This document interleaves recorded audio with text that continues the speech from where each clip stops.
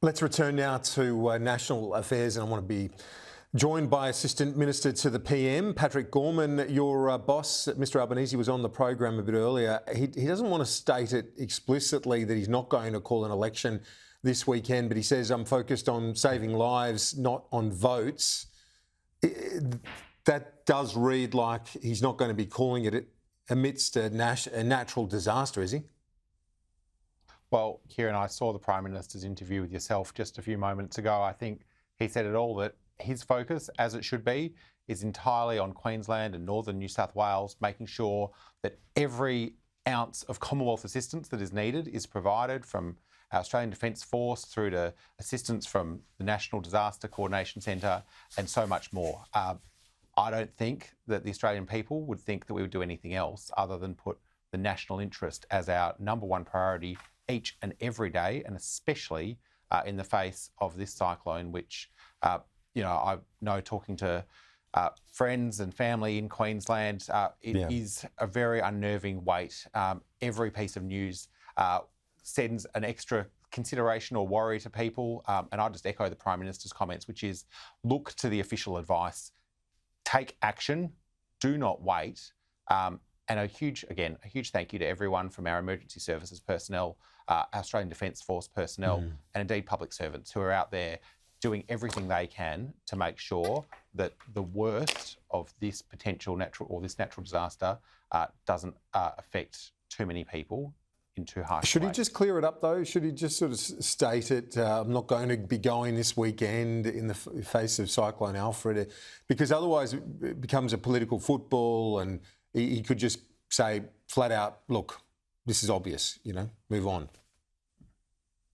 Well, Kieran, I think your viewers know that the person who provides advice to the Governor-General on the timing of an election is the Prime Minister of the day.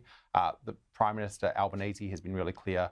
It's not really something he's spending time considering right now. He is focused appropriately on making sure that we get the support that Queensland and New South Wales needs. That's where our focus is. You can continue to speculate, and I respect that that's an important part of our democratic process, but it's not something that we're focused on right now.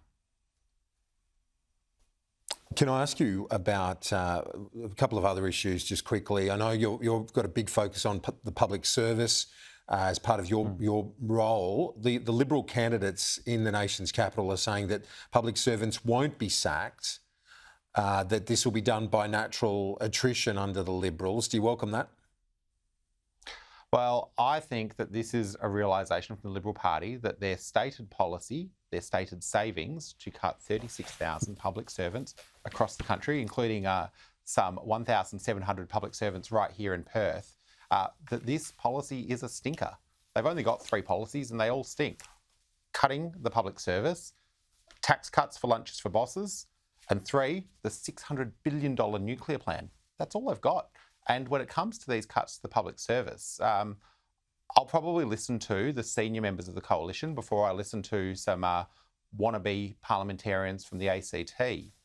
What we've seen from David Littleproud, who would be Deputy Prime Minister under a Dutton government, if he doesn't get into another fight with Barnaby Joyce, of course, what we've seen from David Littleproud is that he says that the first thing they will do is sack 36,000 public servants. So this is not me putting those words in his mouth. He chose to say that all by himself. The first thing they'll do is cut 36,000 public servants. You don't do that through attrition. Okay. That's 20% of the public service. That's a huge number. And so I think these Canberra Liberals are, I think they're trying to trick the constituents they're trying to get votes from. We've just got to wrap it up there. Thank you for joining us from Perth. We'll see you soon.